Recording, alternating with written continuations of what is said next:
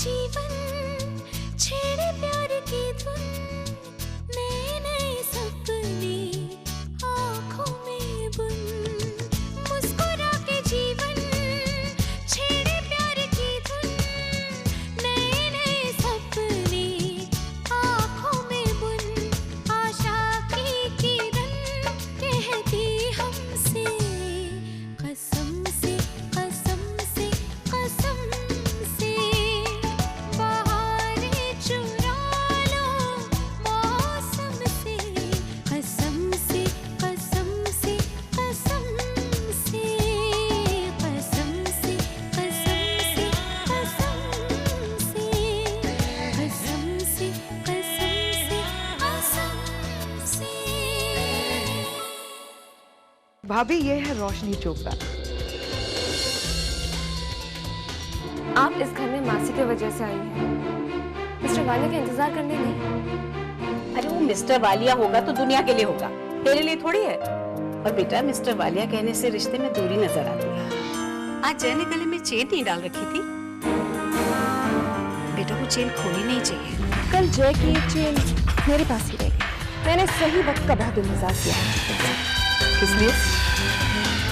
क्योंकि किसी के गले की चेन को किसी के गले का फंदा बनाना है। अरे बानी बेटा, बेटा वो वैष्णो देवी वाली चेन मिली जाएगी कि नहीं? नहीं मासी, मैंने रूम में चेक कर लिया लेकिन नहीं मिला। अब आप चिंता मत कीजिए, मैं अभी फोन करके पता लगाती हूँ।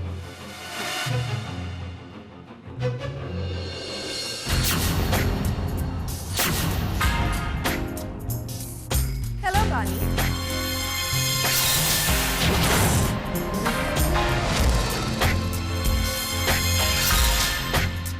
जैसे कहना, रोशनी आई है। वो तो ऑफिस चले गए हैं। जय इतनी जल्दी ऑफिस चला गया? दादी, oh my God, मासी आप थी। जय ने तो मुझे बताया ही नहीं कि आप लोग यहाँ हैं। वरना हम पहले यार। बस ठीक है। मासी जी, आप तो मुझे इजाजत देंगे ना आपके पैर छूने की?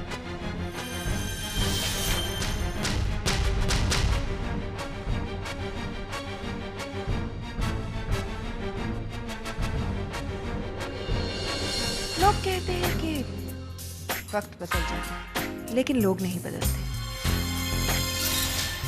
अब जय को ही देखिए ना, जय तो बिल्कुल नहीं बदले। तुम भी बिल्कुल नहीं बदली हो। सुना है विदेश में बहुत बड़ा कारोबार हो गया तुम्हारा। यहाँ किसी खास काम से आई हो? काम से ही समझ लीजिए। इतने सारे काम यहाँ अधूरे जो छोड़ कर गई थी, उन्हें पूरा तो करना है। एनीवेज, जब जय यहाँ है ही नहीं तो मैं भी चलती हूँ। ऑफिस में ही मिल लूंगी उनसे। अब तो तुम यहाँ हुई, फिर मिलना। मैं तो कहीं नहीं जा रही मासी, काफी दिनों तक यहाँ हूँ। हम मिलते ही रहेंगे। चलूं दादी?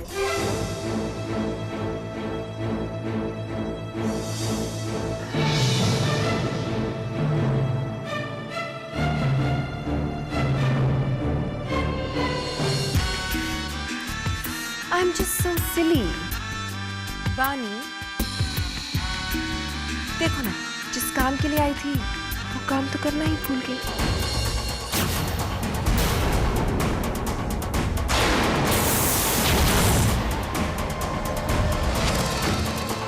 जय की चेन कल रात मेरे घर भूल गई थी। लो।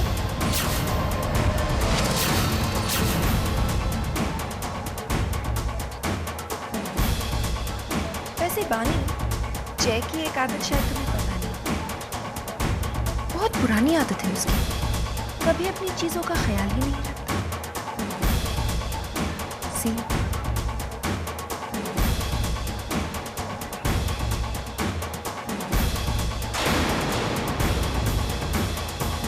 पानी, इधर आओ।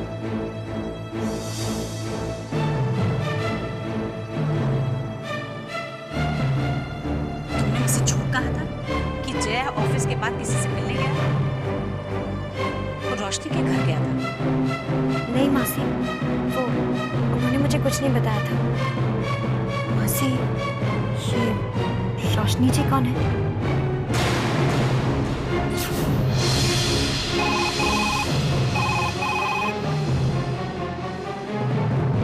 अब रोशनी के बारे में आपको क्या बताएंगे?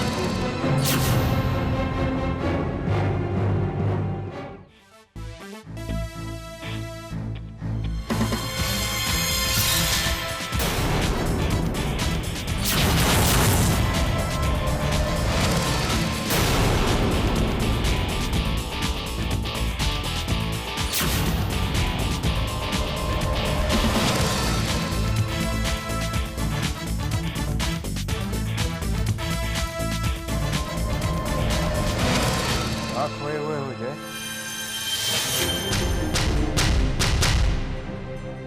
काफी देर से देख रहा हूँ, कुछ परेशान से नजर आ रहा है। तुम्हारी परेशानी की वजह ये फूल है या रोशनी को वापस लौट? क्या कहना चाह रहे हो? तुम अच्छी तरह जानते हो जय मैं क्या कह रहा हूँ। ये फूल रोशनी ने भिजवाए नहीं। तो उससे क्या फर्क पड़ता है? दोस्त नहीं है।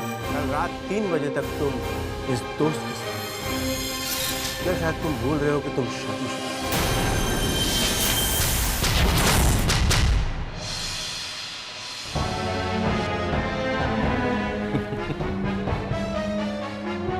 बहुत दिनों के बाद ये सुनने को मिला कि मैं शादी। अच्छा हो तुम्हें बात।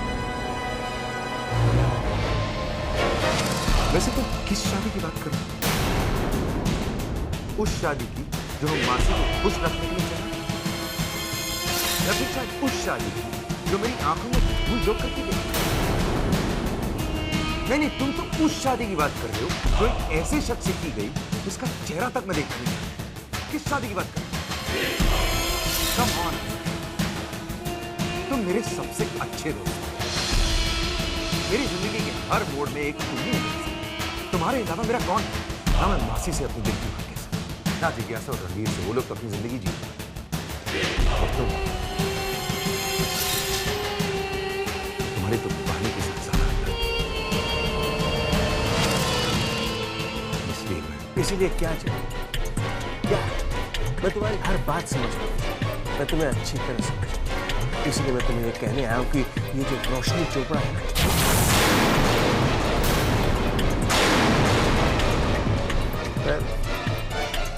उसे तुमसे ज्यादा कोई नहीं।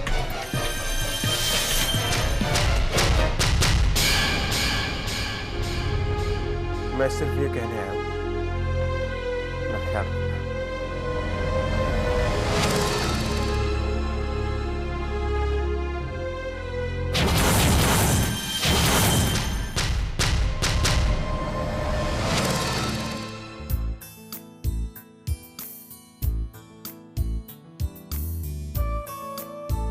इतनी सुबह सुबह तैयार होके कहाँ जाने की तैयारी हो रही है? अब इतनी सुबह भी नहीं है डार्लिंग। सुबह के 10 बज रहे हैं। अब तुम्हारी सुबह 10 बजे शुरू होती है, इसका ये मतलब नहीं कि दुनिया की सुबह भी 10 बजे शुरू होती है। लेकिन आज तो संडे है, आज छुट्टी का दिन है। आज संडे नहीं, मंडे है स्वीटहार्ट। मैं ऑफिस के लिए लेट हो रहा हूँ। शाम को घर जल्दी आने की कोशिश करूँगा। ओके?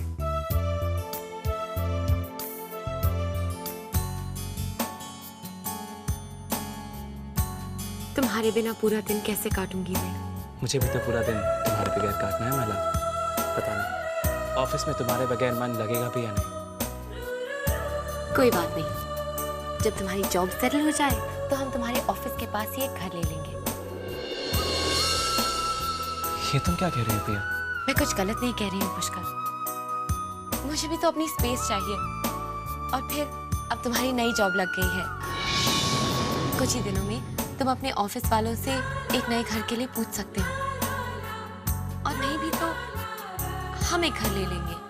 मैं घर खरीदने के लिए नहीं, सिर्फ किराए पर लेने के लिए कह रही हूँ। पुष्कर, हमें अपनी जिंदगी अपनी तरीके से शुरू करनी चाहिए। पिया, जब मैं जय सर के ऑफिस में काम करता था, जहाँ मुझे पूरी आज़ादी थी, अच्छे पैसे मिलते थे, तब भी मैंने अपने परिवार का साथ नहीं छोड़ा। मुझे मालूम है पिया, बुरे वक्त में मेरे बड़े भाई ने मेरा साथ नहीं दिया। उस वक्त मेरे दिल में भी अलग घर में रहने का ख्याल आया था, लेकिन पिया, अपने परिवार से अलग रहने का फैसला कोई छोटा फैसला नहीं है। मैं जानता हूं अपने से दूर रहकर आजादी तो मिलती है, लेकिन अगर अपनों का छाप नजर ना आए तो जिंदगी बहुत अकेली हो जाती है पिया। और वैसे भी मैं इस उम्र में माँ से कैसे पूछ सकता हूँ कि वो किस बेटे के साथ रहना चाहती है। पिया, आई रियली थिंक अलग घर के रहने का फैसला ठीक नहीं है। पिया, मैं तुमसे शाम को मिलता हूँ। बाय।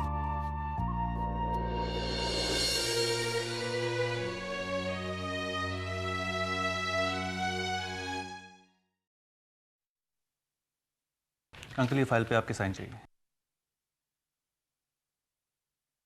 अंकल, आपने मुंबई मिरर में अपना आर्टिकल पढ़ा? काफी अच्छा लिखा है उन लोगों ने। कितनी जल्दी सब गया, देखा? इंटरेस्टिंग। मैं ये पढ़ता हूँ, तुम फाइल दे। बानी, क्या कर रही है बेटा? मासी, मैं ये सब्जियां बस। अरे बेटा, ये सब्जियां छोड़ दे। तू एक फोन लगा मुन्ना को। सुबह नाश्ता भी करके नहीं गया। पता नहीं अभी भी कुछ खाया होगा कि नहीं। कहीं खाली पेट ना काम कर। मासी, वो अरे फोन लगा देना बेटा। तुझे एक बात बताऊं, तुम्हारे जो मौसा जी थे ना, जब वो दफ्तर जाते थे, मेरा फोन उनके पहुंचने से पहले पहुंच जाता था। मैं उन्हें बहुत परेशान कर रही। कभी कहती कैसे हो जी, कभी कहती मेरी याद आती है ना। इतना परेशान करती थी। अब बाद में तो ऐसा होने लगा कि मेरी घंटी की आवाज सुनते ही वो घर पे आ जाते थे। बेटा, फोन कर लिया कर कभी कभी, पता है इससे प्यार बढ़ता है। वो मासी, क्यों शर्माती है तू इतना? चल मैं फोन मिलाती हूँ।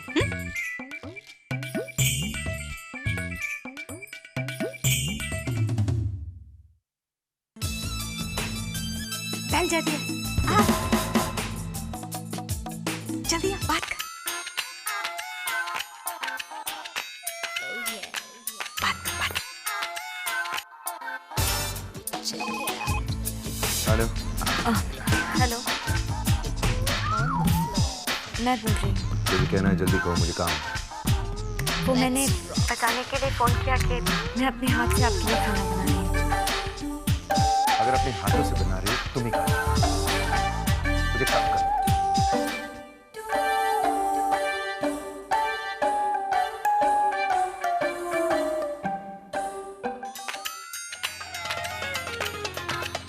आप बताइए, आपको लंच पे क्या खाना है?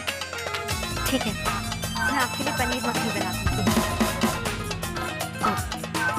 आपको मेरी याद आ रही है?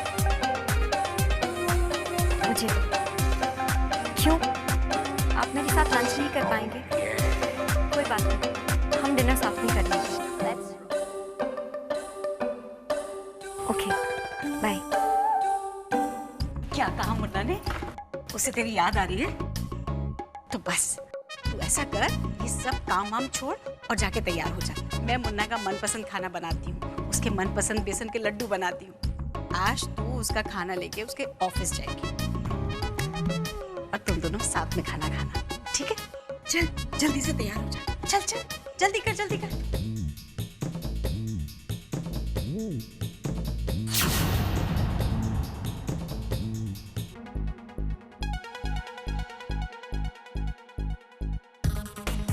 Wow, breakfast.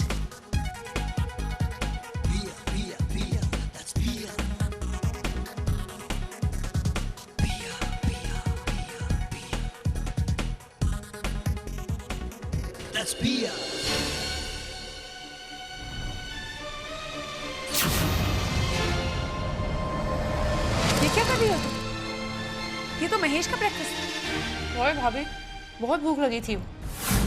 अब भैया के लिए दूसरा बना दीजिए।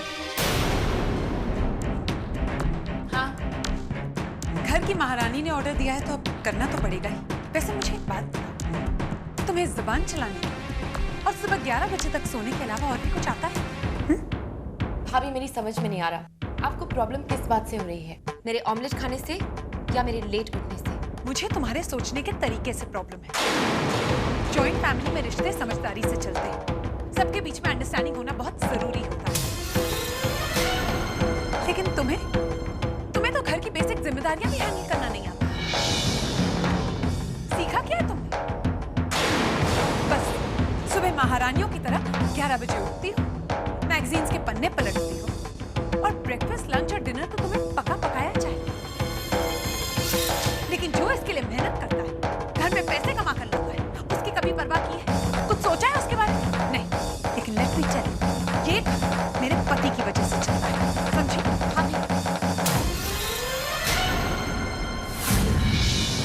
वाह, 2 महीने पुष्कर ने काम नहीं किया तो आप मुझे हर बात पर ताने सुनाते।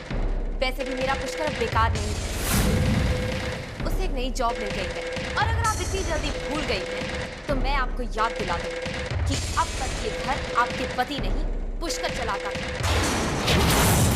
क्या लगता है आपको नई नई शादी हुई है तो मैं कुछ नहीं जानती, सब कुछ मालूम है मुझे। अरे आपके पति ने आज तक किया ही क्या है? छोटा भाई होने के बावजूद भी पुष्कर ये घर चलाता है।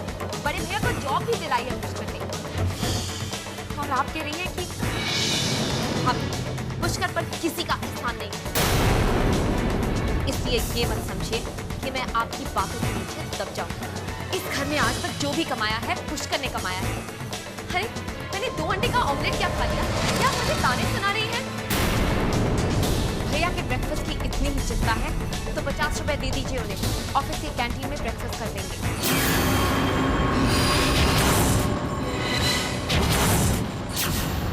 और वैसे भी भाभी, आज के बाद ऐसा कभी नहीं होगा, क्योंकि आपके हाथ का बनाया हुआ खाना मैं नहीं खाऊंगी। अपने लिए और पुष्कर के लिए मैं होटल से खाना मंगवाऊंगी। इसी बहाने आप 1 घंटा ज्यादा सो लेना, शायद आपका दिमाग ठीक हो जाए और मिजाज भी। या वैसे किस तरह बात कर रही हो तुम? अरे भैया, मैं तो इनसे बात करना ही नहीं चाहती, लेकिन आप मुझे नहीं, पहले इन्हें समझाइए, क्योंकि अगर ये बात करेंगी तो जवाब तो देना पड़ेगा।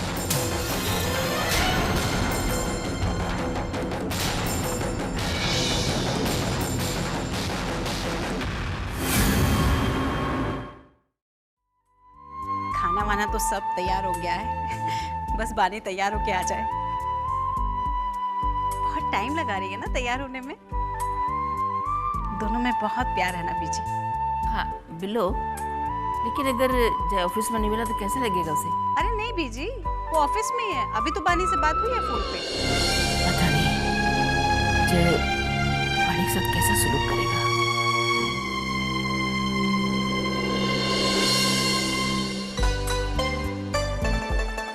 कितनी प्यारी लग रही है मेरी बच्ची। बड़ी सोहनी लग रही कुड़ी।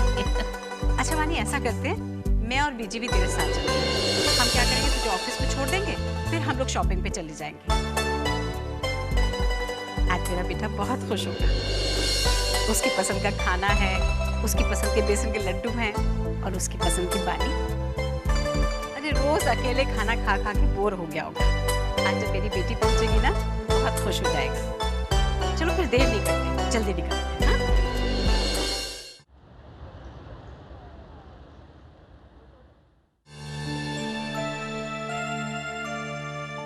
अरे बिल्लो, बानी को ऑफिस का रास्ता पता था, फिर हम लोग उसके साथ क्यों आए?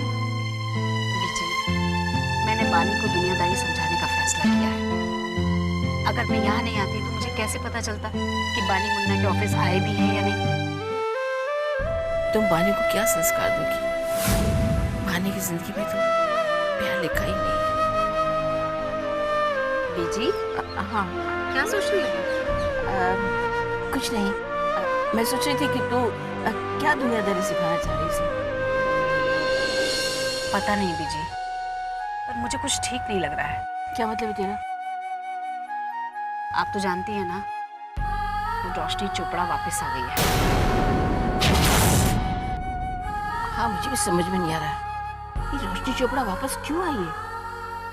वही तो, इसलिए मैंने फैसला किया है कि मैं बानी का साथ दूंगी। बहुत नादान है वो, दुनियादारी की समझ नहीं है उसे। आप जानती हैं ना बानी और मुन्ना के बीच में कितना प्यार है। मैं इस प्यार के बीच में किसी को नहीं आने दूंगी, इस पे किसी की आंच नहीं आने दूंगी मैं।